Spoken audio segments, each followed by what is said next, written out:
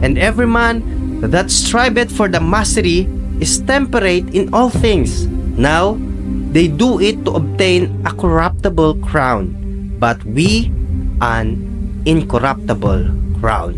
Hayaan mong pakinggan to, at habang pinapakinggan mo, kumilos sa iyo ang Panginoon kung isa ka sa mga lingkod ng Diyos na mga nagpagal na nagtiis, nagpigil sa sarili in many obstacles sa lahat ng nangyari sa buhay mo, sa journey at sa paglilingkod mo. Nagpatuloy, nakipagbaka ng mabuting pakikipagbaka.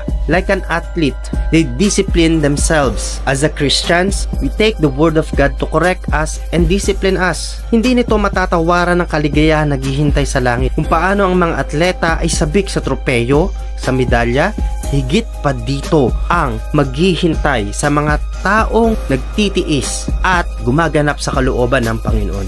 Ang koronang hindi nasisira na igagawad sa mga lingkod ng Panginoon. Can you imagine?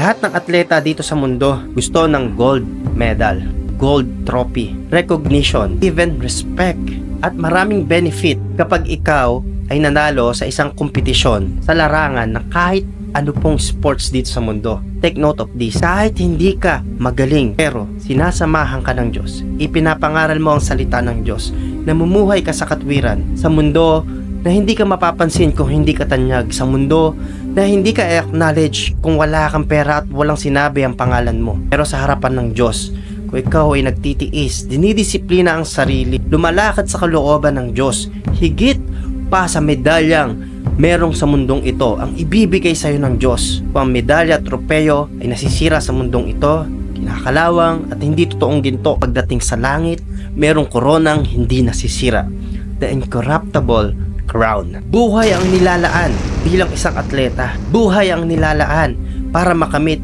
ang medalya o ang tropeyo. Pero sa paglilingkod sa Diyos, hindi lang basta oras, panahon. Buhay din ang binubuhos. Buhay ang binibigay mo sa Panginoon, bibigay din sa iyo ng Panginoon ang gantimpalang nagmumula sa kanyang kaligayahan. Higit pa to sa ating iniisip, sa ganda inilaan ng Diyos para sa iyo. What the promise of God na naghihintay sa lahat na nagtitiis at nagtsatsaga habang nagpapatuloy sa Panginoon. Kahit maraming obstacles, kahit maraming mga failures, hindi magandang nakaraan, nagpapatuloy sa Panginoon at dinidisiplina yung sarili upang makasunod sa kalooban ng Diyos. Nagagawa ang mga bagay na ito dahil sa kakayahan ng Panginoon na iginagawad sa kanyang mga mananampalataya. If we are totally surrender sa Panginoon, merong nakaabang sa atin na gantimpala.